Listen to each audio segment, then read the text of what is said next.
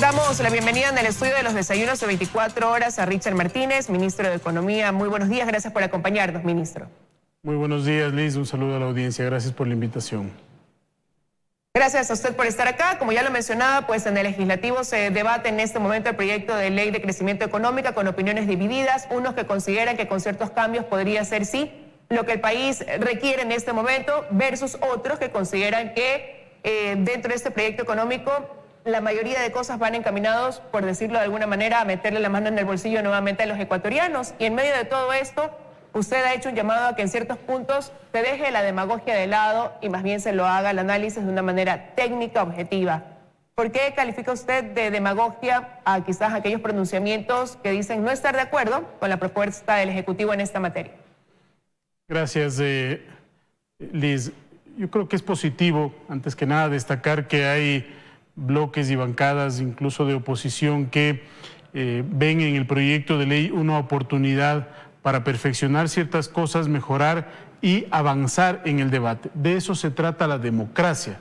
El Ejecutivo envía un proyecto de ley que tiene que ser debatido, que tiene que ser argumentado, contraargumentado, encontrar puntos de mejora y sobre esa base avanzar en el tratamiento y en el procesamiento de esta ley.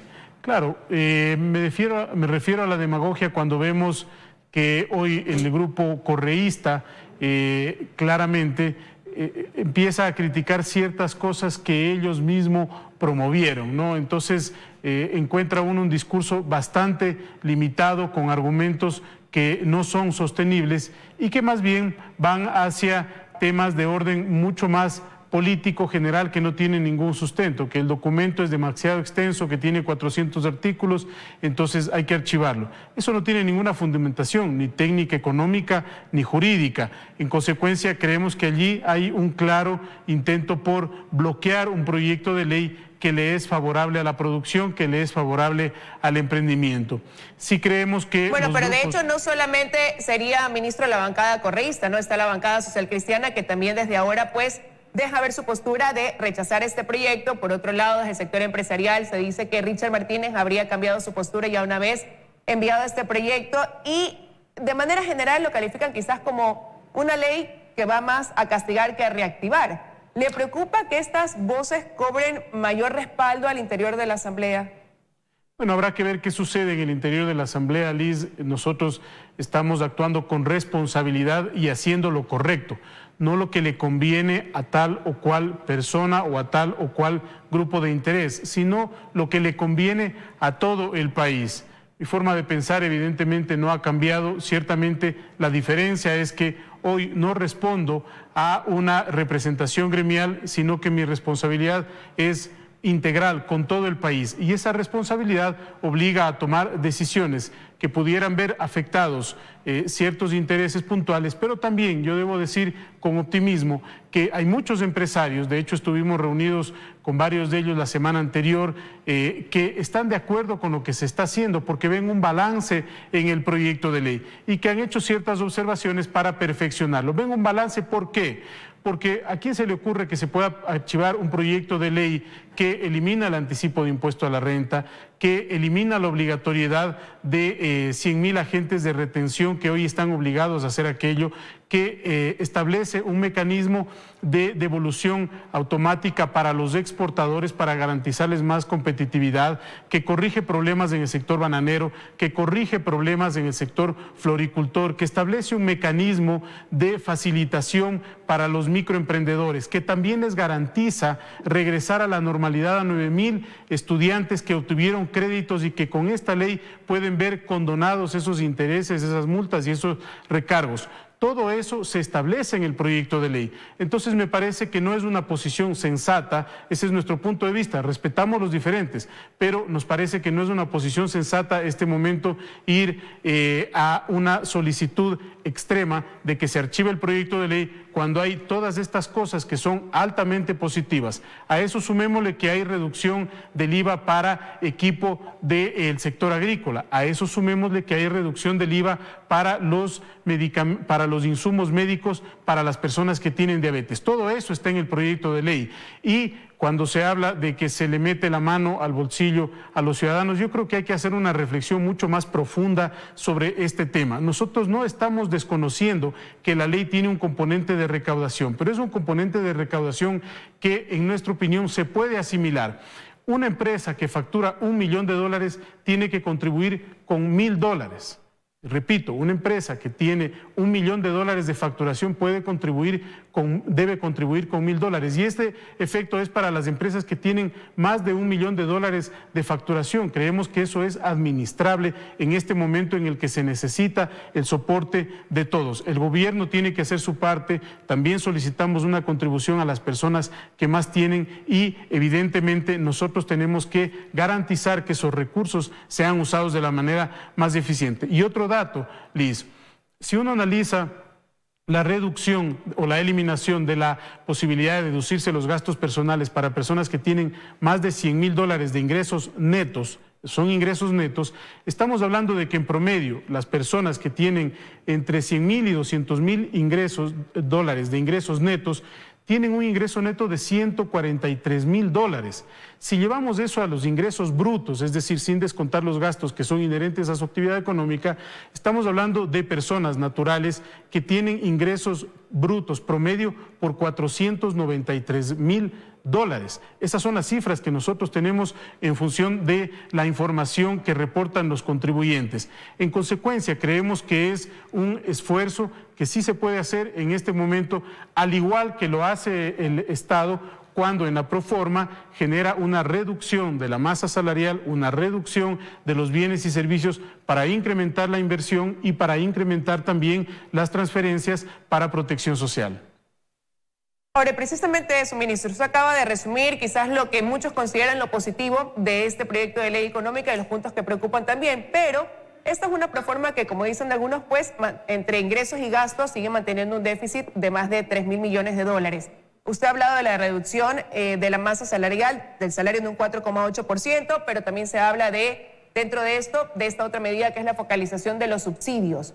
Y eso, al mencionarlo, dejaría entrever que hay un avance en ese diálogo. Pero ¿hacia dónde se apunta también en ese sentido, una vez que ya no se recaudarían los 1.500 millones que estaban previstos, sino menos de la mitad? Y cuando surgen hay algunas propuestas sobre la mesa. Una de ellas es que quizás primero se inicie por la focalización de la gasolina extra, después se dé paso al diésel. ¿Por dónde va la cosa en ese sentido, ministro? ¿Cuál ven ustedes como medida viable? Sí, gracias. Usted ha hecho referencia, Liz, a la proforma. Y creo que es importante mencionar que la proforma no es un fin en sí mismo, es un medio. Es un medio para viabilizar tanto las necesidades de las personas más vulnerables en la atención de los servicios que tiene que darle el Estado, pero también para garantizar un desarrollo productivo y un crecimiento económico armónico. Porque la mejor forma de garantizar un futuro esperanzador para las personas con menos recursos es a través del empleo, el empleo productivo, la innovación, el emprendimiento, todo aquello que estamos fomentando con la Ley de Crecimiento Económico. Esta proforma tiene varios hitos que son importantes de destacar. Primero, una reducción en el gasto corriente que no se ha visto en los años anteriores, es decir, el Estado hace un esfuerzo casa adentro. Eso se revierte en más recursos para la inversión en infraestructura, para la inversión en educación y en salud, conforme lo establece la regla constitucional. En cuanto al tema de subsidios, nosotros hemos establecido efectivamente una meta cercana a los 700 millones, 653 concretamente, por este concepto. Es una meta naturalmente inferior a los 1.500 millones que tenía el decreto 883 detrás. ¿Por qué? Porque consideramos que el mecanismo de focalización tiene que irse implementando con el pasar de los días, porque hay sistemas informáticos que tienen que pasarse por pruebas piloto, hay sistemas de información que tienen que levantarse, etcétera, etcétera. Y eso es lo que se está dialogando. Concretamente, usted hacía referencia justamente a este diálogo. Creo que hay noticias positivas allí también. La semana anterior, el Gobierno Nacional tuvo una reunión muy productiva con jóvenes estudiantes del sector público y de las universidades públicas y de las universidades privadas, con los gremios de los transportistas, con los gremios de los conductores, con los artesanos, con las cámaras de la producción, con los microempresarios, con las centrales sindicales, con las juntas parroquiales, etcétera. Fue un diálogo con más de 50 organizaciones de toda la sociedad ecuatoriana.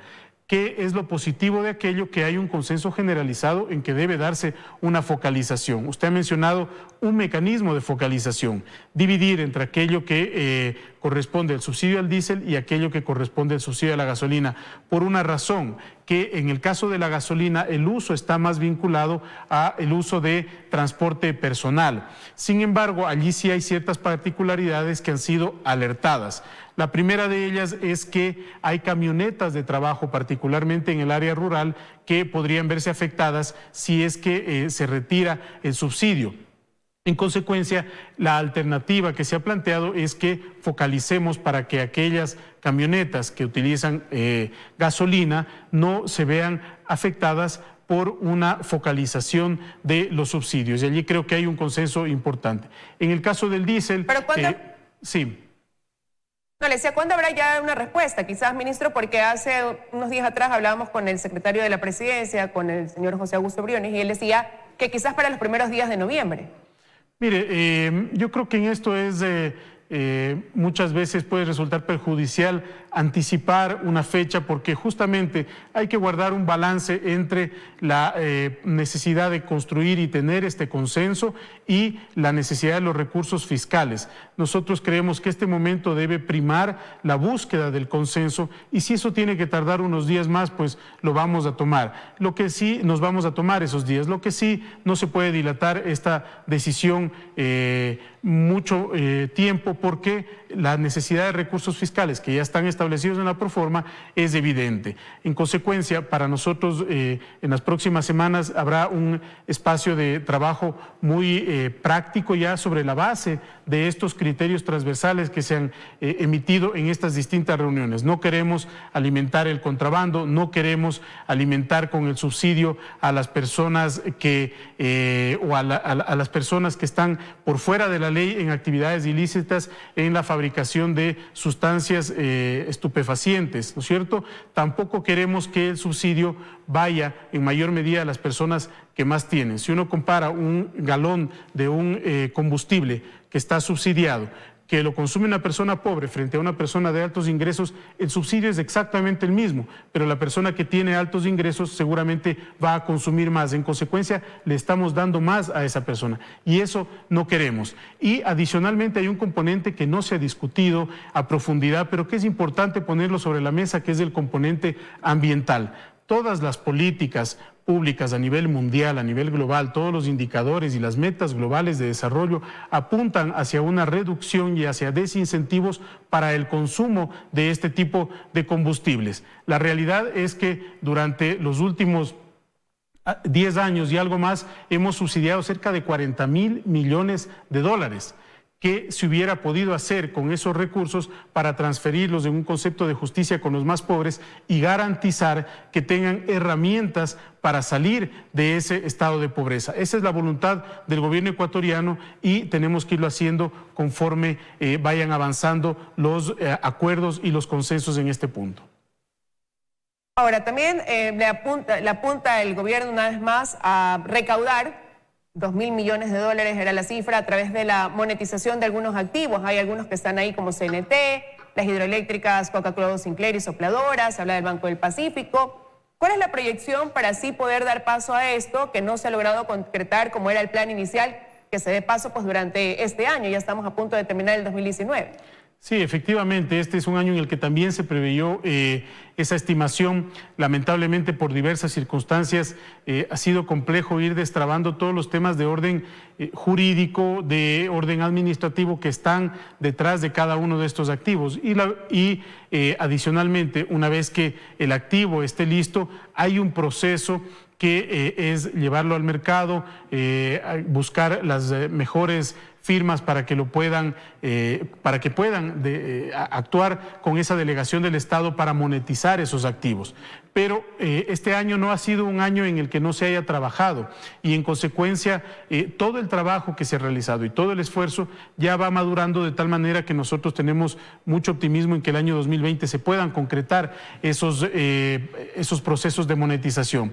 En el caso de Sopladora es un activo que está bastante avanzado, cuya monetización nos permitirá tener algo más de 700 millones de dólares. Todo esto va a depender de las condiciones del mercado y de cómo se trabaje el proceso propiamente de estructuración de la monetización de ese activo, pero ya está en una fase bastante avanzada. En el caso del Banco del Pacífico, importante mencionar que el proceso ha avanzado de una manera mucho más acelerada. De hecho, ya se entregó a una firma que va a hacer todo el proceso de venta del activo, porque en ese caso sí se puede hacer una venta, dado que es un activo de funcionamiento privado, de estructura jurídica privada, en manos del sector público, pero ya se ha adjudicado a una empresa para que haga ese proceso. Estimamos que el proceso de valoración estará listo a finales de enero y luego eso va a salir al mercado para garantizar nuevamente mucha transparencia